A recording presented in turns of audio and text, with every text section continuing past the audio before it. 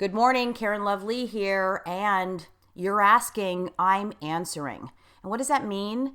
It means that I am getting courageous, amazing human beings who are deep thinkers, deep seekers, and are committed to their self-development and self-evolution to ask me one big question so that they can get the answers for themselves. And in doing so, we are able to create, as we are one, as all human beings at some level deal with the exact same thing.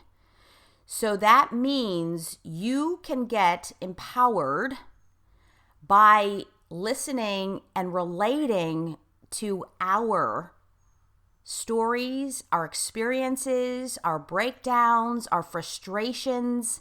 And that's how it's done. It is the fastest, best, most effective way. And one of the biggest ways it saved my life was to relate to other people's stories of how they were able to break through all of their disempowering, self-sabotaging thoughts and perceptions and actions. So that's what this is all about. Another great thing that I learned and realized made 100% sense was that I thought I was all alone. I thought I was the only one who thought this way. I was very spiritually lonely, inside lonely. Nobody got me, especially my parents. Nobody understood me. Therefore, why even bother living? And so to understand that if you are human in any part of the world and have a human brain, you fundamentally have the same exact issues, just with different experiences and stories, characters, locations, and different socioeconomic price points, if you will. But if we are all one and we're all the same fundamentally, this means that we can learn by other humans' mistakes and lessons learned.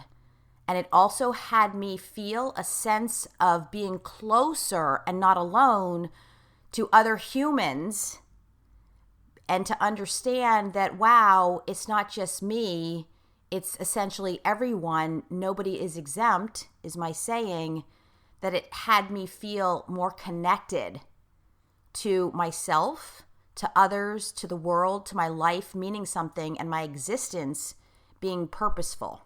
So that said, long intro, I have miraculous Marilyn on the phone with me, and she has one big giant question, and this is, for the most part, unscripted, and she came up with a question. So we narrowed it down to, before recording, we narrowed it down to one of three questions in the realm of, we're really focusing on this relationship to self and relationship to money and wealth. So that said, sorry, the dogs are barking.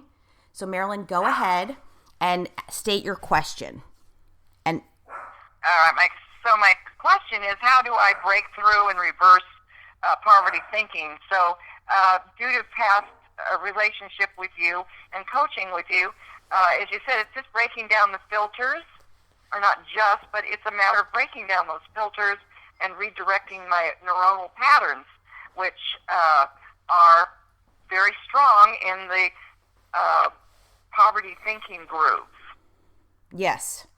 So one of the things is my son pointed out to me almost every conversation we have is, for me, it seems to be about money. It's always gets down to money. I saved money. It cost me so much money that I'm always referring to the money part of it. That's great. So it's like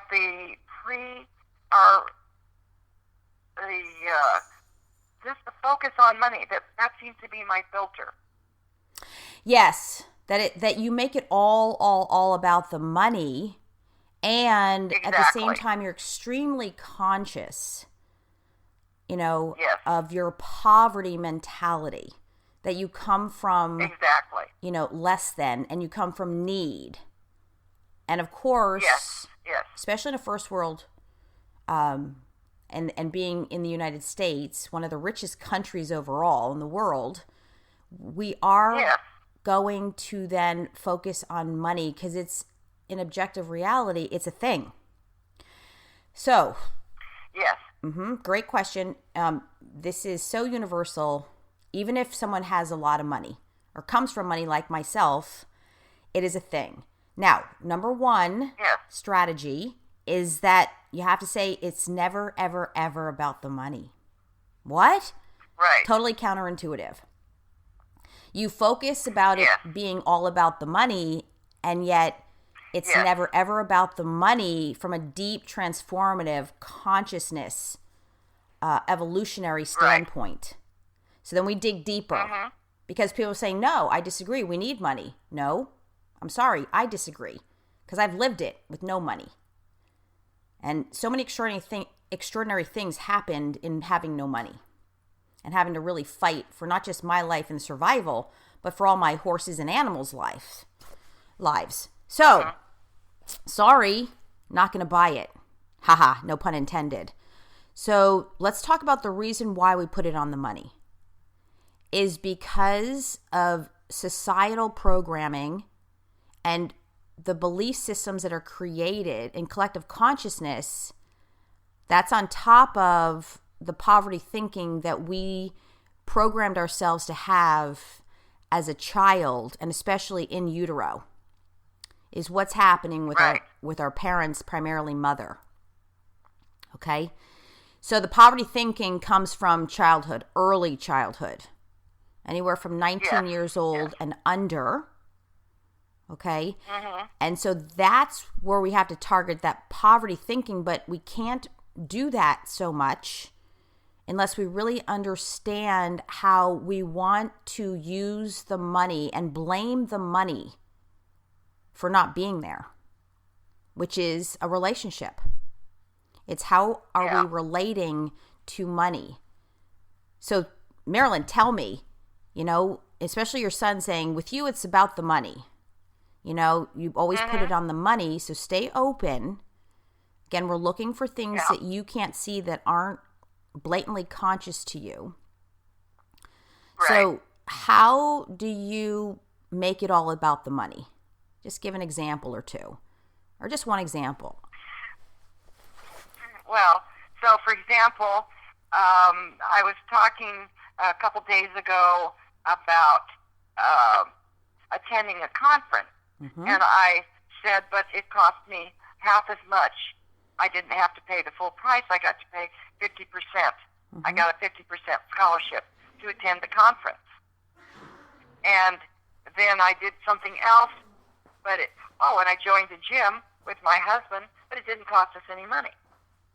And the fact that I said to him, it didn't cost any money. However, I pay $27 a month to my medical insurance that covers that.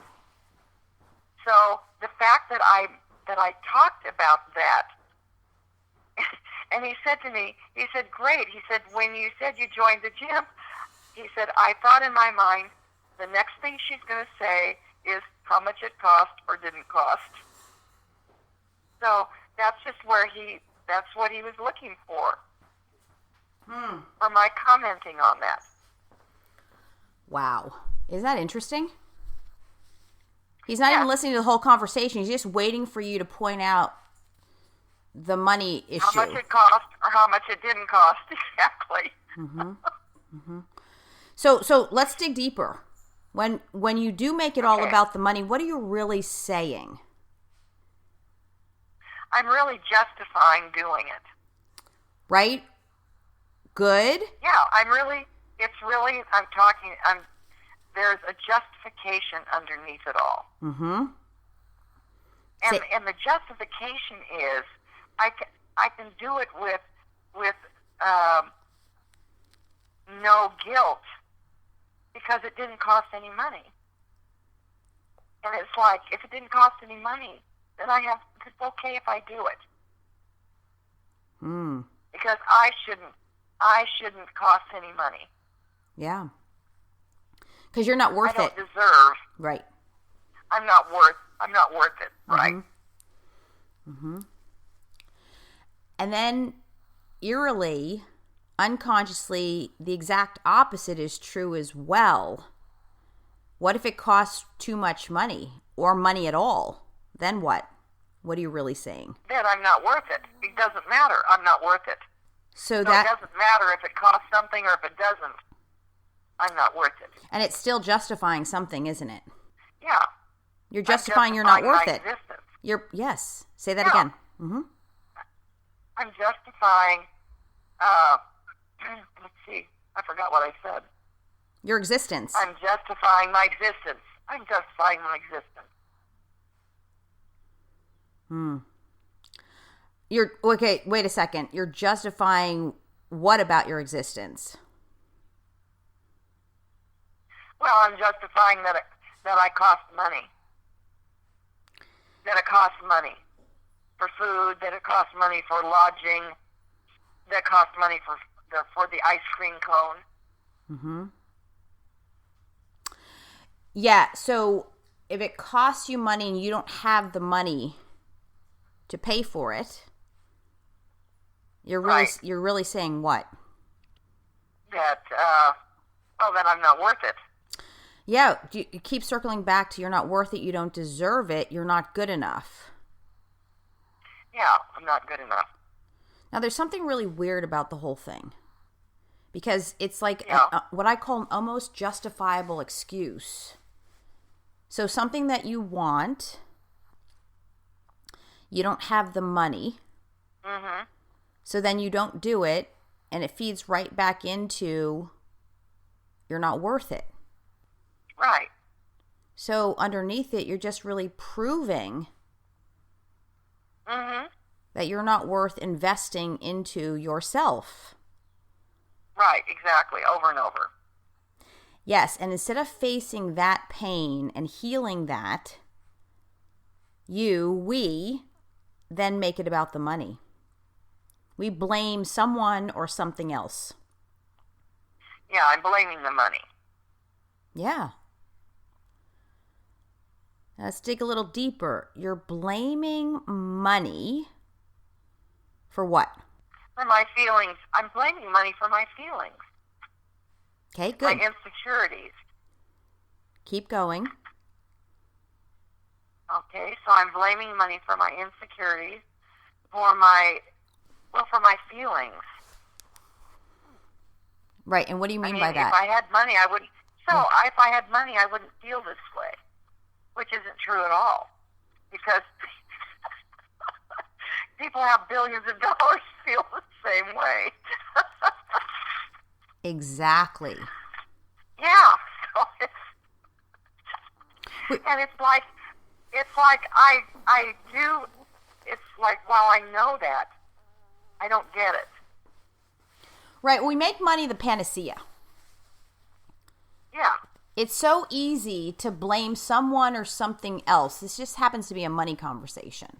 It could be, it's the same thing as blaming the husband, the ex-husband, the ex-wife, the ex-boyfriend, the ex-girlfriend, the economy, the president.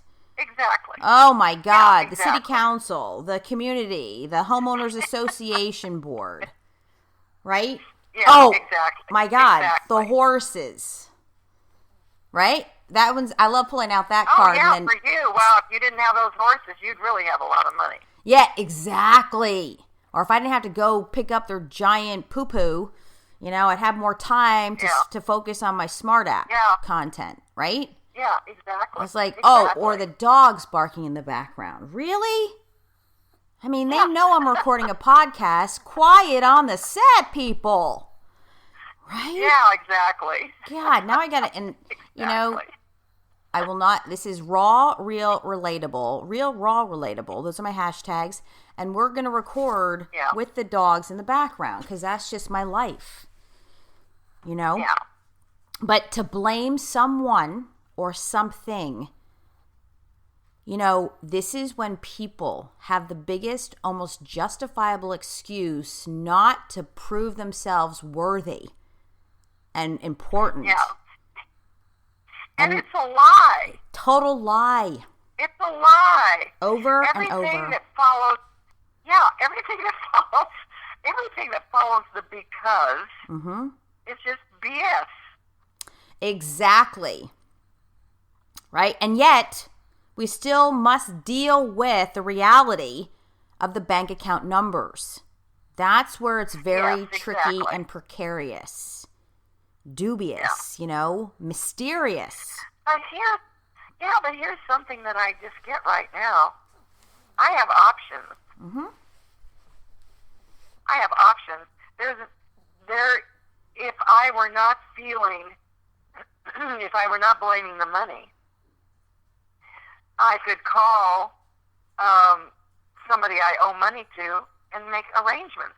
Exactly. It's like I'm afraid if I call the Bank of America, for example, and tell them that I cannot, that 25 or 24% interest on my credit card is more than I'm willing to pay. What can they do for me? And if they can't do anything for me, I'm going to call one of these companies that does the, combines things and gets me a deal. Yeah, a credit consolidation. Yeah, credit consolidation. I mean, I could do that. That's an option for me.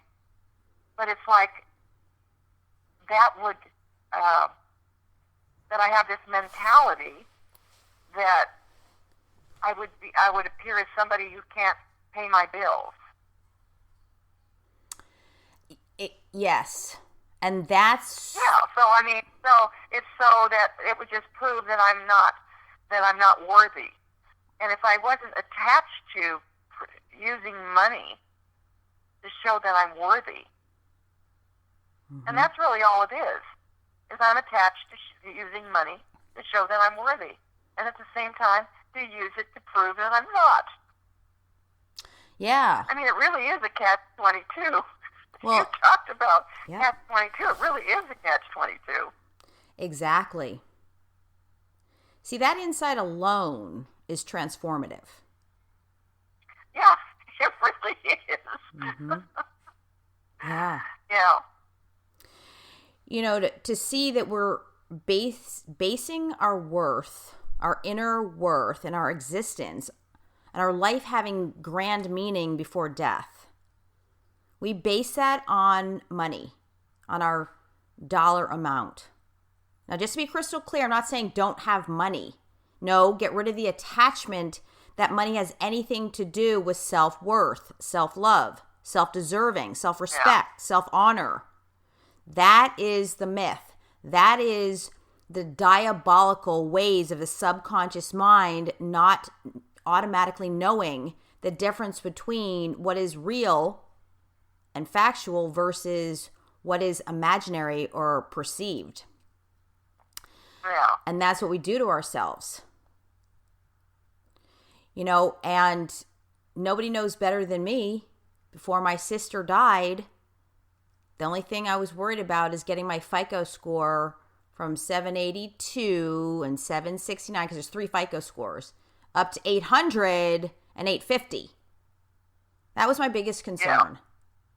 Because guess what? I was defining myself by my FICO score.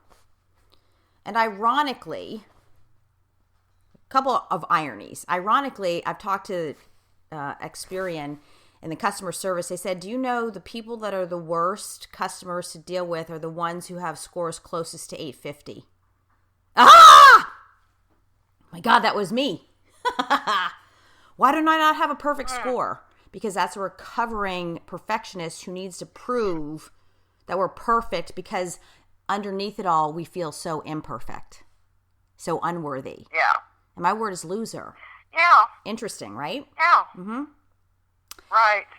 So it took me losing my youngest sister by slow suicide that I knew was happening and couldn't stop that runaway train wreck into my own inevitable suicide attempt, which was a long time coming, right? Only to have, guess what? My FICO score dropped down to, I don't know, 400 something maybe. I remember seeing a paper and I was like, oh my God. And asked me if I care about it today. Nope, don't care. You don't. No. And in me not caring, as time passed, me just taking responsibility for my thoughts and my mindset and my neuronal programming from childhood, in that time, miraculously, my FICO score just got higher and higher and higher, and I'm back up. And that's so weird, isn't it? The irony, the counterintuitiveness of it is when I just didn't care and I just stayed steady the course and took responsibility for my debt, but not attaching myself to it defining my worth. In other words, letting it go, like it doesn't define me. I don't care. I don't care. My FICO score went back up. Yeah. And I still don't care. Yeah. Because if we live our lives predicated by money, the scariest part at the end of the day is once we're dead, it's completely and utterly, pathetically irrelevant. Yeah. But it is a dance. It's a dance of not being attached to money, defining ourselves and our self-worth and our self-value. Exactly. And self-esteem and self-respect, especially with men in general. Yeah. If we're not attached to it and defining us. Let me finish this thought. And Hang on. You know, that is the freedom that has us stay clear to actually attract and create more money because we're not bogged down by the need to prove our worth over and over again and feed into the eternal mind F blankety blank. Okay? Yeah. Which is what you talked about. The contradiction. Okay, so what were you going to say? Well, I was going to say that I really get that when I'm responsible for myself, I'm responsible for my feelings, I'm responsible for my attitudes, my perceptions, my opinions, and who I'm being, that is self-respect. I mean, really, there's no self-respect without that. Exactly. It's only to the extent that I take responsibility, that I accept responsibility, that's the only thing that's the measure of my self-worth. Mm-hmm. And this is an issue that is universal. Even in third world countries where certain things have value, they define themselves by how many goats they have, right? How much livestock they have. Yeah. Same thing. There's no difference. Yeah. And I call that wealth currency. So there's money, the fabric paper with ink on it, and then there's the currency. You know, and I never see, my horses. So many people ask me, how many horses do you have now? It just hit me. And I'm like, so many people ask me that over and over, and I never knew why. Because they're currency to me. And right now I'm like, I only have 5 horses and a donkey. So 6. Equine. Every one of these... you really are poor. I know. You need a whole herd. Thank you. And I used to, and then I've lost a lot of horses. 6? So I added up and I'm like, oh my God. In just a short amount of time, I've had a lot of horses, and then I was judging myself by how many horses and animals I had, goats and sheep and chickens. And I was using it. And dogs. I did dogs. Unconsciously or subconsciously, I did use it to define my worth. Yeah. And then I had to get over that because not only is it a sign of wealth, and it's a huge sign. Nobody even needs one horse. It's a luxury. But it's a lot of work and a lot of upkeep, Yeah. and a lot of money. So to only have 5 horses, and I remember getting, having just 3 horses, and I'm like, oh my God, I feel so naked. I have nothing. That's what I would think to myself. Like, oh no. And I said, no, I have to constantly, here's the dance. We have to constantly go, wait a minute, this is where consciousness matters. I go, I'm just triggered into defining my worth. What's really going on? This is the anatomy of the mindset. And I start to think that usually when I need to up my income or up my coaching practice or up my lifestyle in some way. I get triggered into defining myself by what I don't have. And that is the inherent programming. Until I consciously go, wait a minute, I don't feel good. This makes no sense. I know better. And I love what I always say, and I believe it wholeheartedly. It's never, ever, ever, ever, ever, ever about the money. Karen, what is this really about? And then when I see what it always comes down to over and over again with every human being on the planet is I'm getting triggered into not feeling good about myself. I'm getting triggered into self-failure, self-loser, self-unworthy, self-undeserving. But those are nice words. That's crap on a cracker.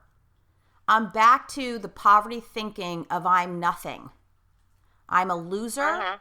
I'm not worth anything. But what I'm really saying is my life is for naught. My existence is thwarted, is compromised, is crap on a cracker.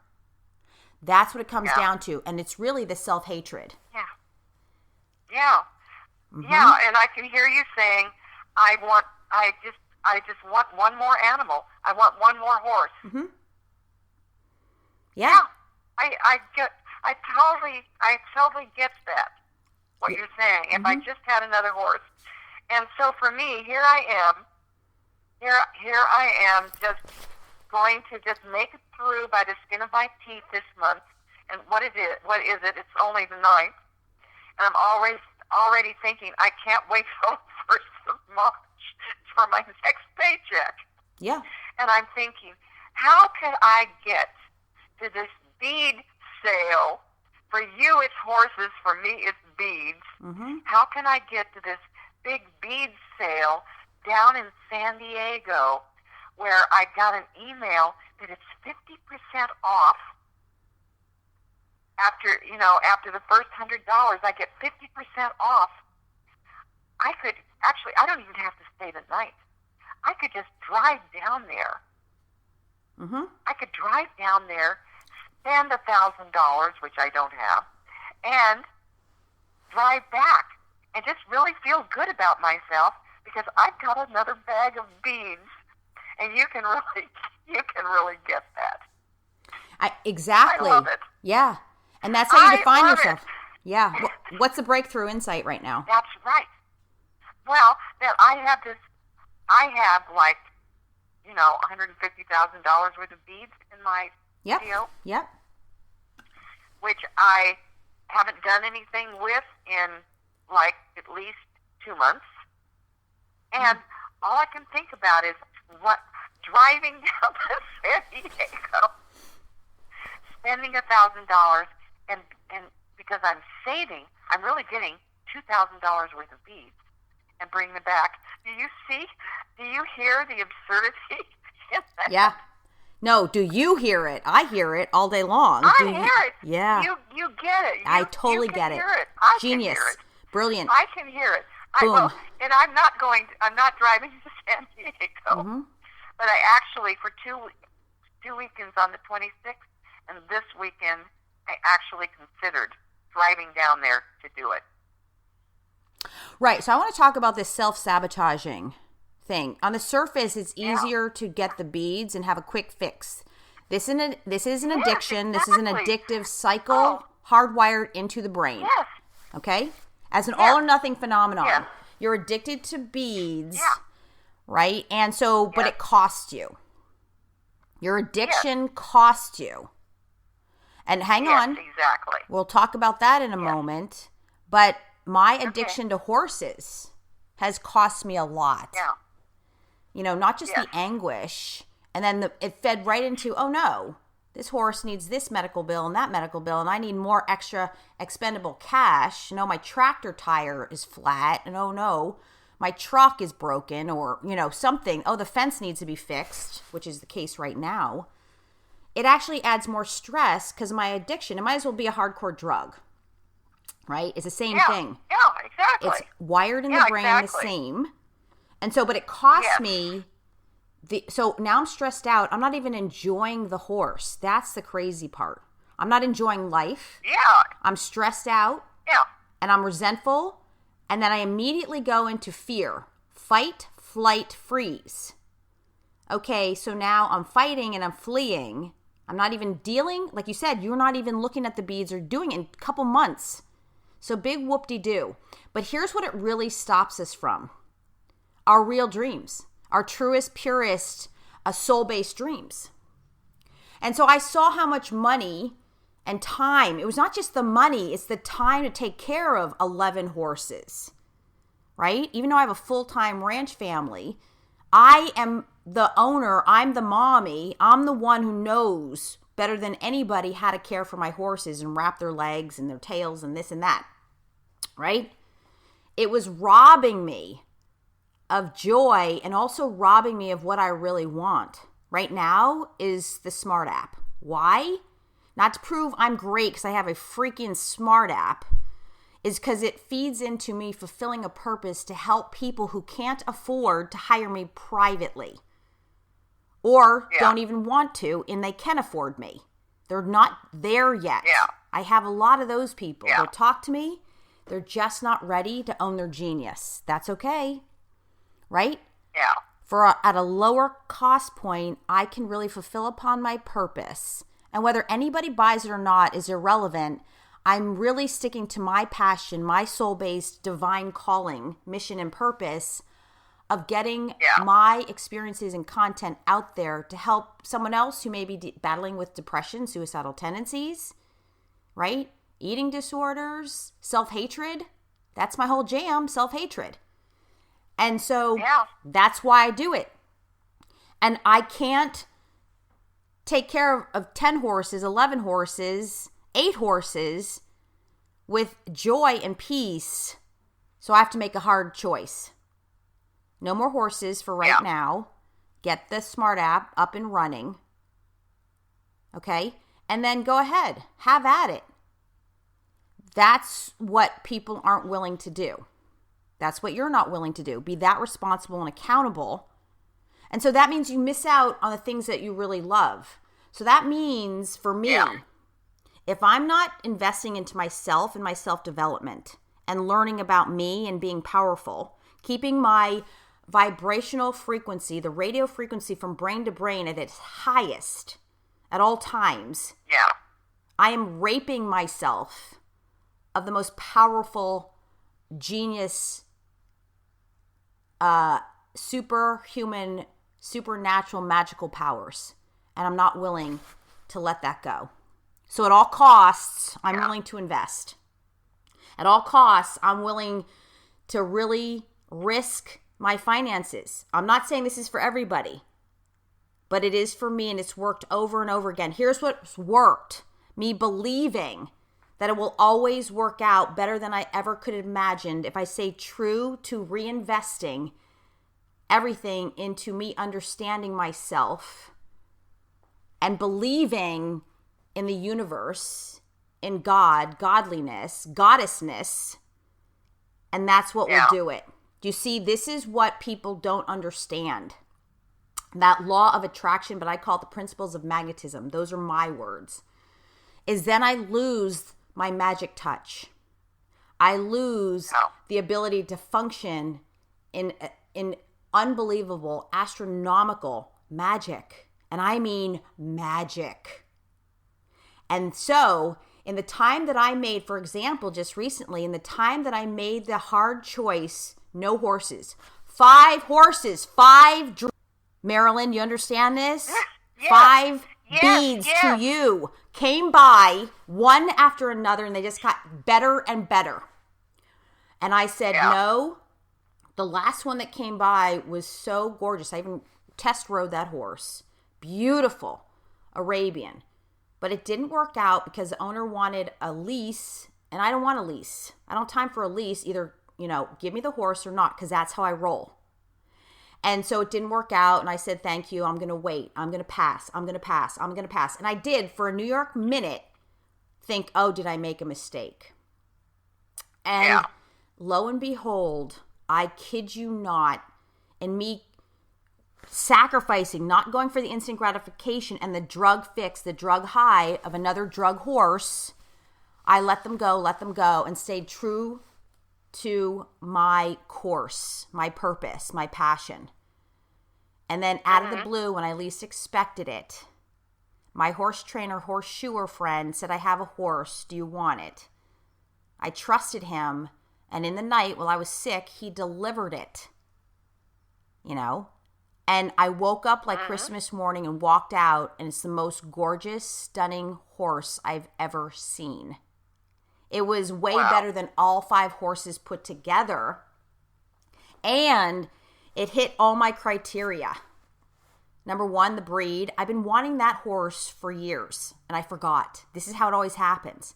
The magic lined up. The vibrational frequency, the radio frequency of brain to brain to brain created the magic unconsciously. I call it unconscious proficiency, which is wealth, is spirit wealth. Okay? And so I ended up with a gorgeous, giant, beautiful, young mare, saddlebred. And I had been wanting to breed to my gorgeous saddlebred stallion for years, and I forgot. And I get this horse that is so stunning, I'm beside myself. And she is a little fireball, just like me.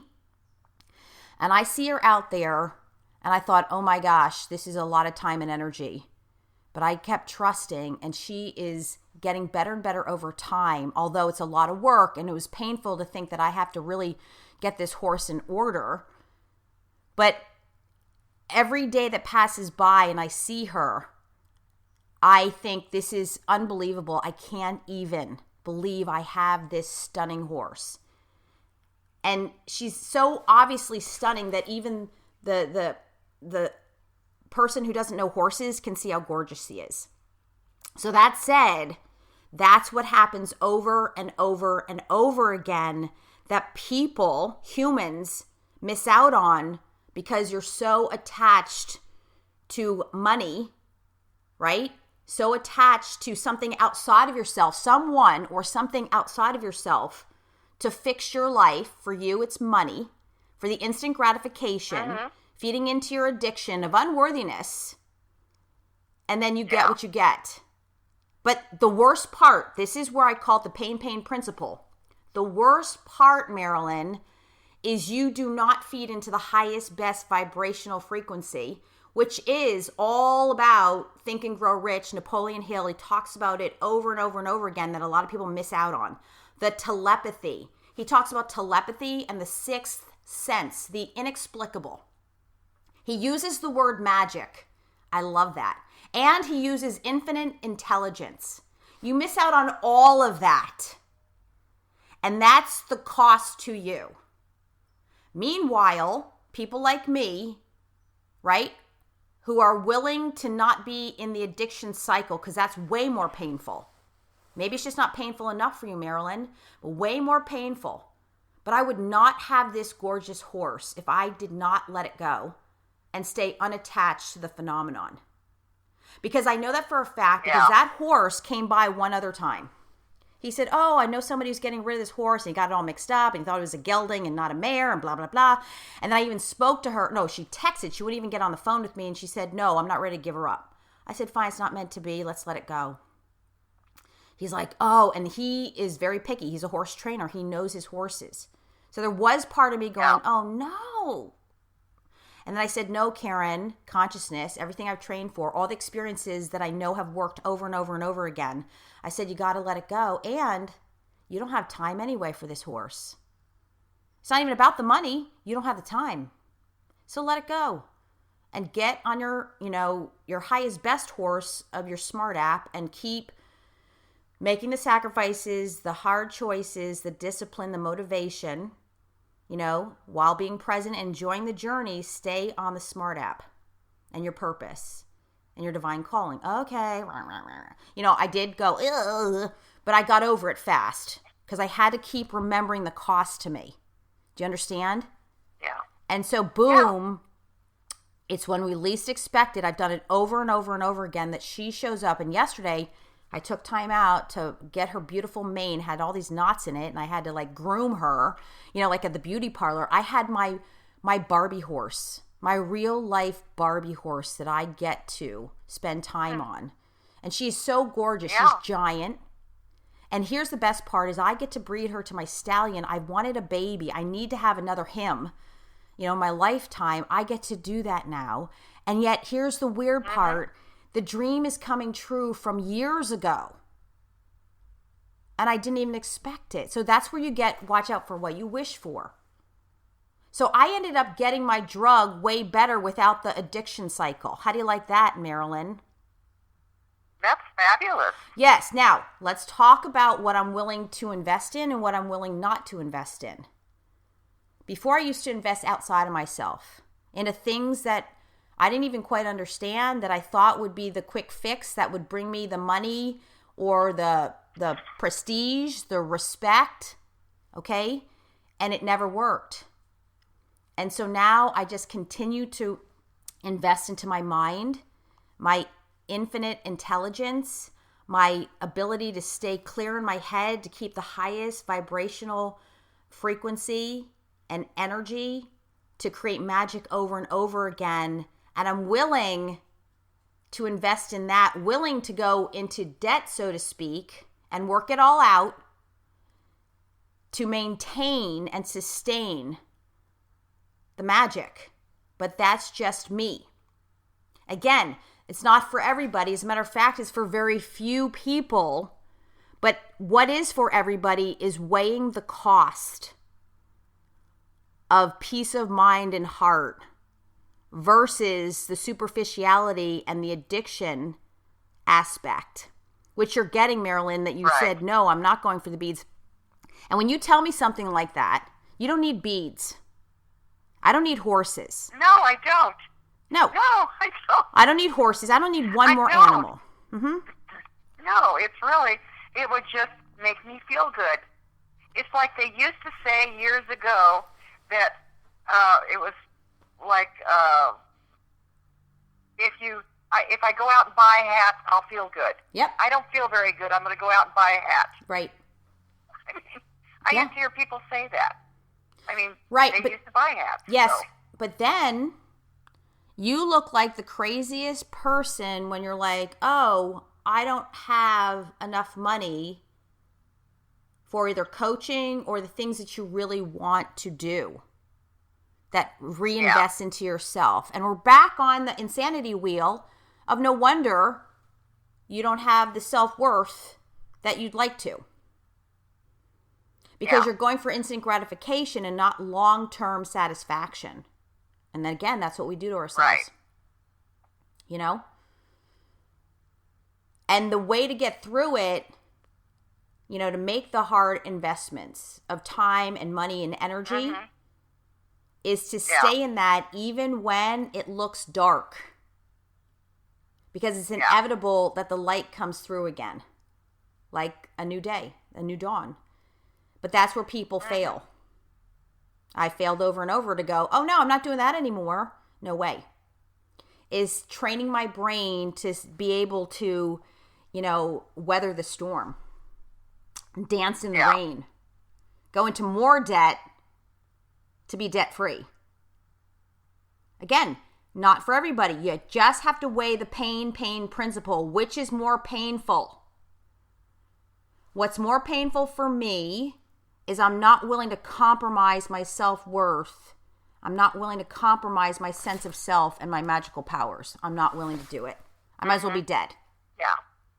And that's how I do it. So you have to really look at yourself. This is, again, very painful. Is you got to look at yourself hardcore in the mirror and take hardcore responsibility and accountability and really sit with, the pain. The pain of you. Without this call, you probably would have gone down and bought some beads. I'd almost want to guarantee that because that's how you roll. And to stay out of coaching, whether with me or anybody else. That's a big sacrifice too, isn't it? Yeah. And so that's how you perpetuate. And you even use money as an excuse. You perpetuate the lack of self-worth. And, and self-wealth. Self-wealth. Boom. That's what you sabotage. Self-wealth. Self-spirit. Okay? And then you get what you get, and it is discouraging, isn't it? Over time. Yeah. And that's what's been happening. Yeah. Mm-hmm. And so, and again, there are so many great resources out there, to train. Ridiculous. I see, oh my God, and I see so many great men now stepping up and talking about this. You're way ahead of the curve, even before me. But you've let that go because of your pain that you perceive. In other words, it's way too painful for you to be wealthy rich. Did you hear that? It's too painful because you're fighting against poverty. Yeah. It's way freer in a very pathetic way and sick way, if you will, a diseased way. You're happier, believe it or not, in poverty thinking. Did you hear that? Well, there is a comfort in it, yes. Yeah. It's the known. It's the known. Exactly. And again, brain science does not help us here. This is the programming in the brain. And it's impossible. Yeah. I used to say virtually impossible. No, it's impossible to retrain out of that without severe consistency, persistence, determination, and never quitting on the very thing that feeds us. Yes, exactly. Mm-hmm. And unfortunately, one case study after another, me as my best case study, validates all of that. And somebody please prove me wrong, please. And I would love to be wrong about it. Okay? And so that's the thing. Well, there is no way. Yeah, there is no way out of it without persistence and consistency. You're right. Mm-hmm. And we can't do it without another human being. Mm-hmm. That other human being helps us to see what we don't know, the unknown, and what is missing, because it's unconscious to us. Yeah. We must have another human.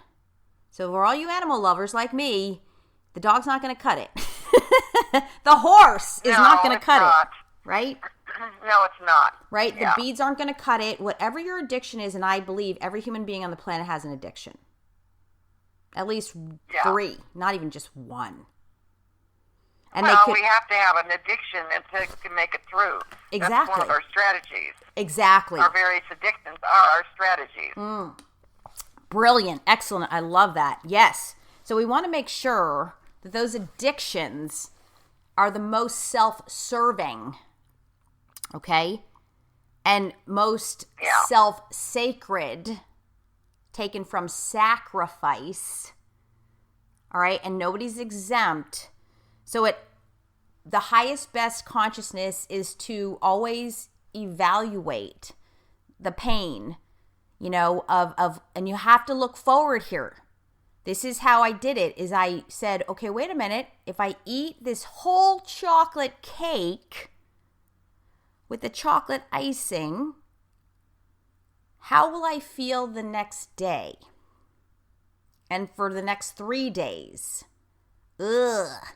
I know when I have sugar, I get brain fog and I feel lethargic. And then I have that sugar high and then I can't think straight. Oh, crap. Right. Okay. But I didn't have to give up the whole cake. I mean, the cake entirely.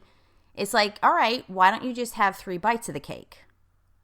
Well, that's novel. That's new. I never thought of it that way, right? But the way to have me just take 1 or 2 or 3 bites was to look at the aftermath, the consequences I would suffer if I ate the whole cake or even 1 piece of cake. But I didn't want to completely not have cake. So my saying goes, I want my cake, I want to eat it too, and I don't want to gain weight, I want to lose weight with no brain fog. So then, what are my options? Not this cake, from the grocery store or the 7-Eleven, go get a healthy cake with all the ingredients your body can process and eat that cake or a couple pieces of that cake. So then I have the ability to think clearer and to strategize in my favor. Do you see how this works? Yeah, Okay? exactly.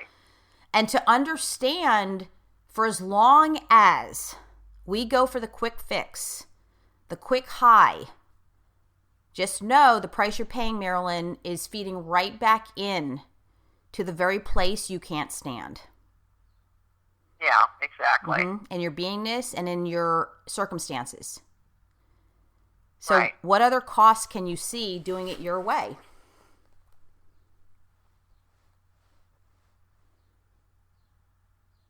Well, just that it's no progress. That's the cost, no progress. Good, be specific. No growth, no development. Yeah, be specific. Well, to stay in debt. Yeah. So that, like, 10 years from now, I'm still in debt. Yikes. That would be the cost. Well, and no viable strategies. Yeah. No even little... No viable strategies. Right. No even little hints of more income generation. Yeah. Or currency generation. Yeah, exactly. And I'm 80, so that's already there. Yeah. It's already closer in the future than it was, 5 years ago. Right. And time is passing quickly. Now, I'm not, because I believe in reincarnation, I'm very spiritual. I don't really believe in age so much in the big scheme of things, but it is relevant in the human suit, in the human form, right? In objective reality. Yeah, it is relevant. Yeah. Exactly. And it's much more difficult to teach an old dog, no offense, and a very cute dog and a very wise dog, new tricks. Okay? Or an old horse, new tricks. Yes, same thing. Yeah. And so through time, only because of neuroscience, only because of the hard wiring, only because of the neuronal patterning that's embedded, encoded, and encrypted, ingrained neuronal patterns and habits. It's automatic and unconscious. That's why it's so difficult. Yeah. So at all costs. Before we're even born. Exactly. Before we're even born, it's there. Yes. And so at all costs. Go ahead. Yes. So I am pulling out my copy here of Think and Grow Rich by Napoleon Hill. Perfect. Breakthrough. I have it. And I will read it. Right, because that's another thing. I'll tell you what. Yes. Yeah, I'll read it. And I'll send you like weekly emails, summaries of what I got now of the chapters. Beautiful. I love that. And now you just inspired me, but a couple things just inspired me to create a Think and Grow Rich mastermind type of beginning group. And so we'll talk about that. Now, I am a huge proponent of Think and Grow Rich and Napoleon Hill because he has talked about since 1938 all the magic that I've lived, but nobody paid attention so much to that. Or they're just not talking about it. That's the year I was born. That's what's so great. Oh my God. The Okay. year I was born. But listen, the breakthrough.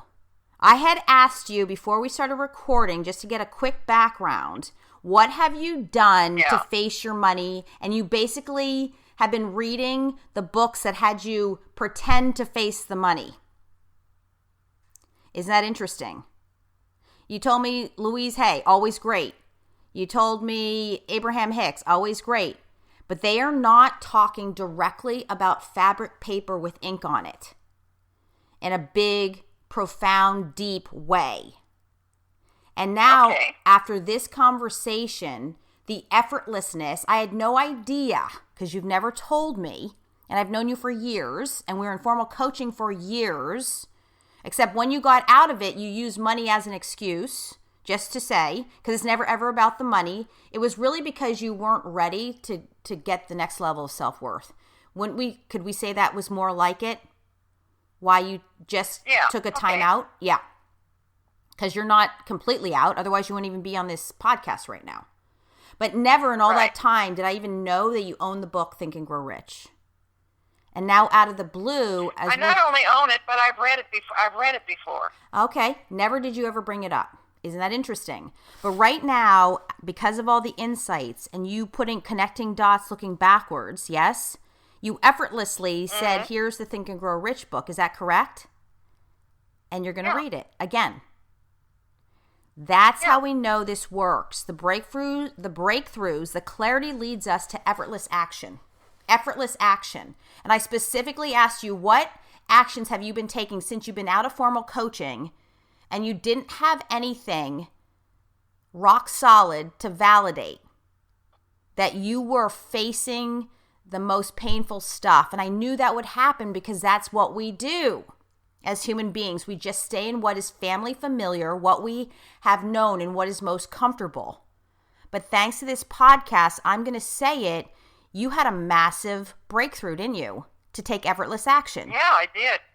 Actually, so my effortless action is I am going to read this book.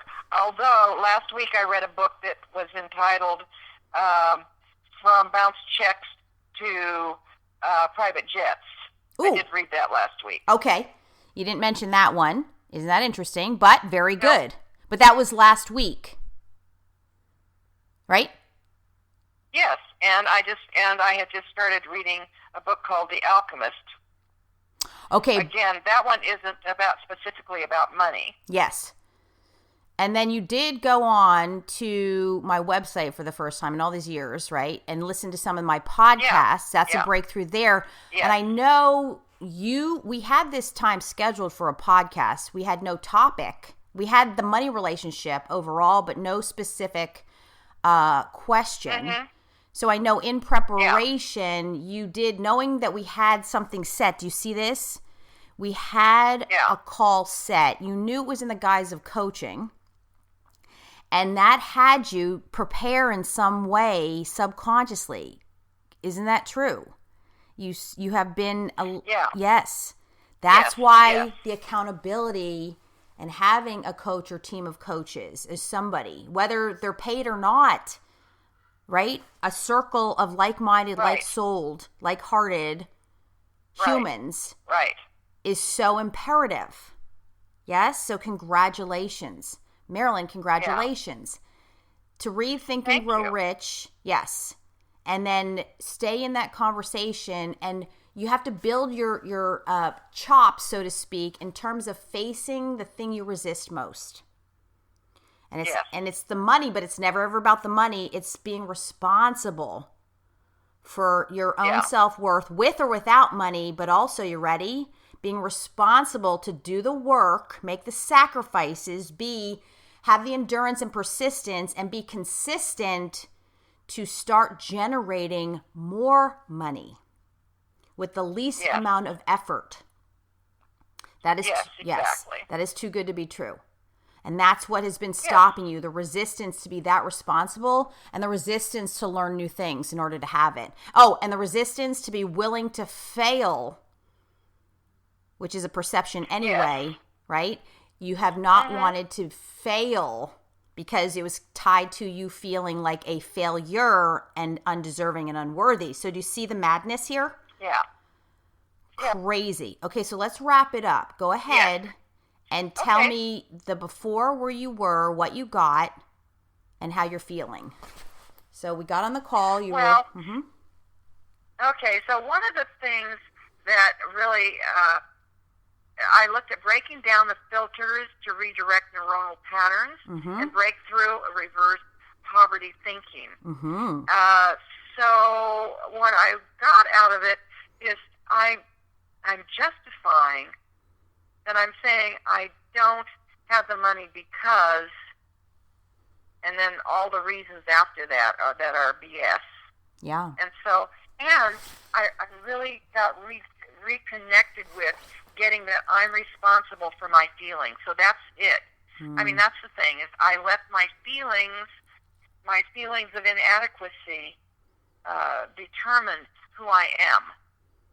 And if I take, and it's like, and I'm totally getting at this moment and being that I am responsible for my feelings, that I make them up. I've made up that I'm not worthwhile. I just made that up. I have no empirical evidence that that's the case.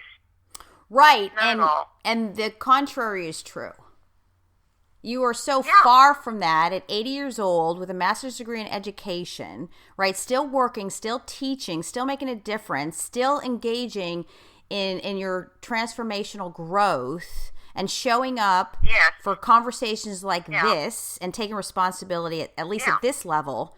You're full of, Yeah. crap on a cracker in terms of being worth less.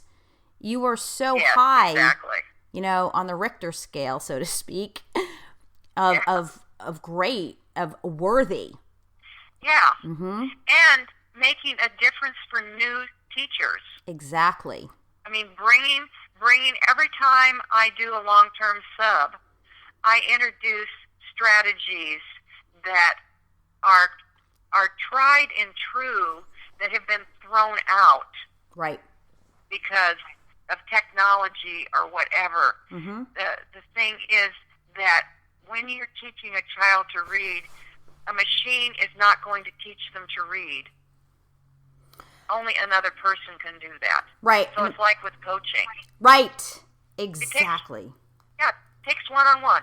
I'm talking about a child who is learning disabled. I'm not talking about somebody who goes to school and has no trouble catching on.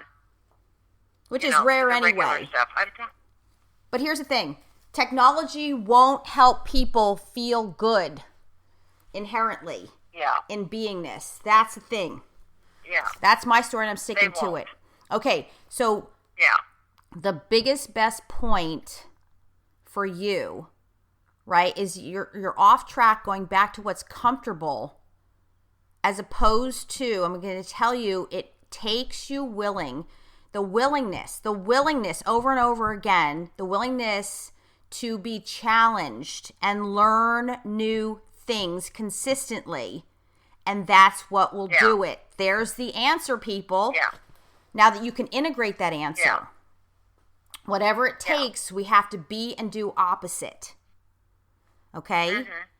And so it's a simple rule to apply, because the minute you get caught up in the money, I don't have the money, that's where you can go, stop, wait, I just said it, but let's dig deeper and have that self-talk.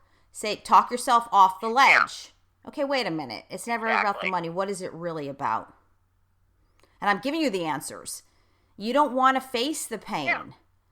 The pain of still, there's a lot of pain being in coaching. Let's ask any Olympic athlete. Oh my God. And I just had this conversation with one of my high-level elite coach associates who works with Olympic athletes. And there was one particular athlete, she did what's called, oh my God, it has a worse name and I'm forgetting it right now. Anyway, it's the sled race in the Winter Olympics where you're facing going 90 miles an hour down on a sled. And it has the worst name of what it's a skeleton. It's terrible. It's like, and here's the thing, she will never make money directly from this Olympic event. Like once she, does the Olympics, there's nothing there for her. Yeah. Unless she can get other types of sponsorship, but the sport does not live on past the Olympics. The thing I love about Olympians, that's why I train people, the Olympians for life, is because a lot of the athletes, it's not about the money. That's what I love. And yet it gives them so much currency and money and wealth afterwards. It's the mindset. It's really the heart and the passion. But this particular athlete, this story is so profound, is that she was 6th overall. There are only 2 spaces to go to the Olympics in this sport. Two. She was 6th. She was saying to herself, oh no, I can't do it. I want to quit. And you're like, what? Are you insane? She's thinking 6th is bad. In a sport that I would never do, is scary and probably one of the most dangerous of all sports, right? And if you're on a sled going 90 miles an hour head first, that's scary as crap as far as I'm concerned, right? And her perception was, I'm failing. I've let my whole team down, right? The U.S. team, I've let them all down. I can't go on. Yeah.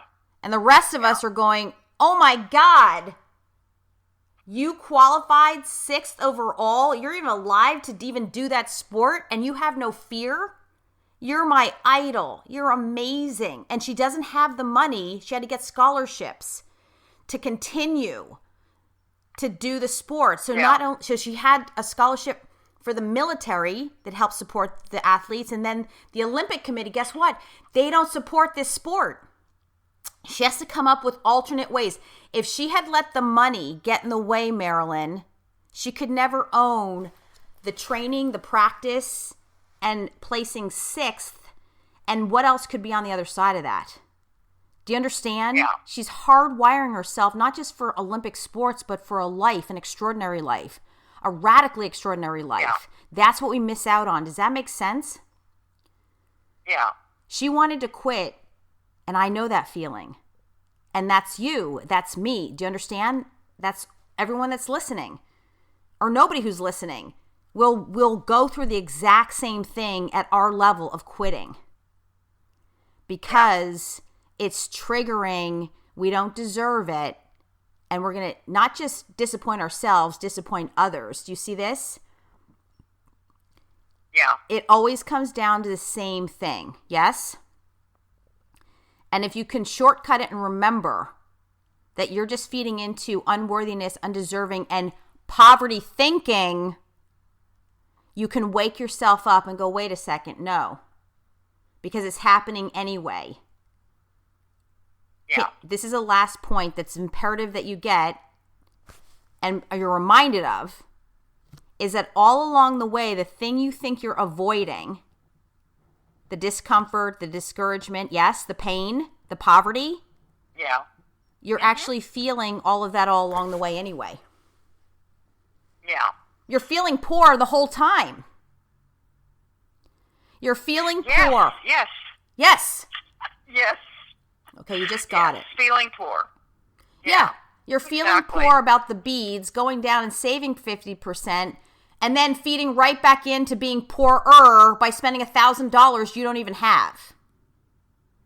Yeah. Which is not just poverty thinking. Now you are in poverty, or your profit and loss statement is not good by spending $1,000 that you don't even have for things that aren't really going to do anything for you Yeah. in the long run. Yes. Do you see this? Now, you could turn around and sell Yeah. those beads and put them up on eBay, but that's a whole business you'd have to learn. And if you're not willing to learn anything new, it's not going to help you. That's my point.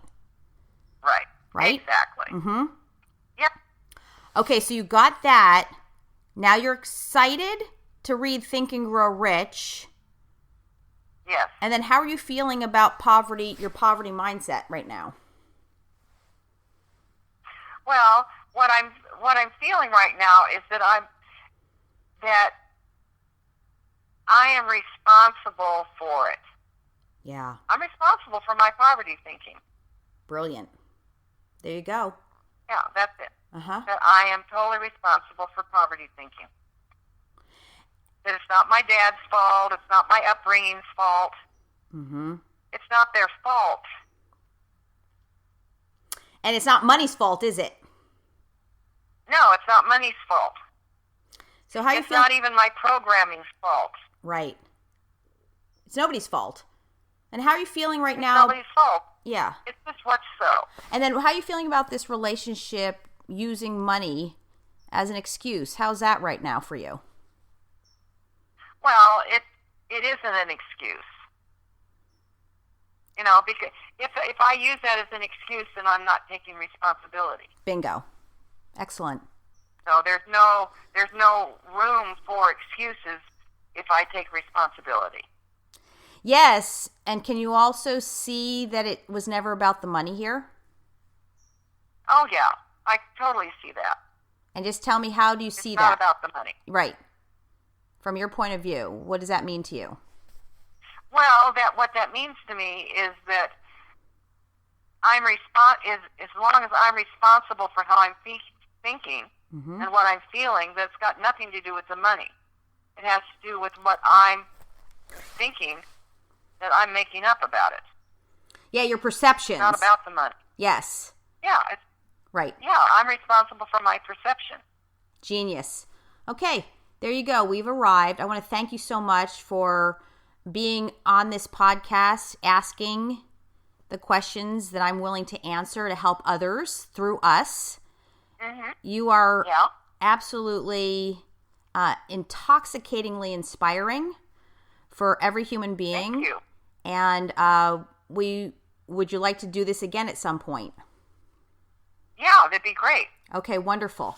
Okay, so quickly, if you want to be on one of my podcasts where you're asking and I'm answering, please email me, KarenLovely at Gmail, KarenLovelle at Gmail. Let me know, reference this podcast, and I will tell you how it works to be on a podcast, to ask your question, to get your answers. Thank you all for listening. I love you, and keep loving yourself and sticking with consistently with the power of your self-evolution. Thank you so much. And don't forget, in all of that power becomes the magic on the other side. And we have to be willing to be open to the magic and not give up before the magic occurs. And I guarantee you the magic has already occurred in your life, especially if you resonate to this podcast. You have been creating massive magic. You got to go back and relive that and memorize that and reference it for yourself in journaling or any which way you know how to do that in meditation. Is you have at least once created magic without expecting it to happen, with an intention, a mindset. And I want you to go back and remember that for yourselves, because that will keep you going when it seems the darkest of darkness before the dawn. So wishing you all a fairy tale, dreamy life of magic and miracles always. Thank you so much, everyone. And Marilyn, thank you for showing up and being here and being open to continue learning and searching for the unknown. I can't thank you enough for feeding into that collective consciousness. Thank you.